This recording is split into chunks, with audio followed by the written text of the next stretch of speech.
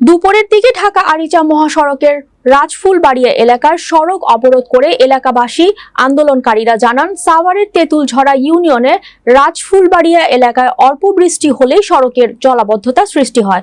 নিজস্ব প্রতিনিধি মাইনুল ইসলামের পাঠানো তথ্যচিত্রে ডেস্ক রিপোর্ট। বৃষ্টির পানিতে বাড়িতে প্রবেশ করেও পানিবন্দী হয়ে পড়ে রাজফুলবাড়িয়া এলাকার বাসিন্দারা। জলাবদ্ধতা নিরসনে ব্যবস্থার দাবিতে সড়ক অবরোধ করা হয়েছে বলে জানান তারা। সাভার হাইওয়ে থানার ইনচার্জ সালেহ আহমেদ বলেন, গতকাল রাতে প্রচুর বৃষ্টি হওয়ায় রাজফুলবাড়িয়া এলাকায় জলাবদ্ধতার সৃষ্টি হয়েছে। জলাবদ্ধতা থেকে মুক্তি পেতে এলাকায় স্থানীয় বাসিন্দারা ঢাকা আরিচা মহাসড়ক অবরোধ করেছিল। পরবর্তীতে প্রশাসনের আশ্বাসের প্রেক্ষিতে আজ দুপুরে এলাকাবাসী অবরোধ তুলে নিলে যানবাহন চলাচল স্বাভাবিক হয়।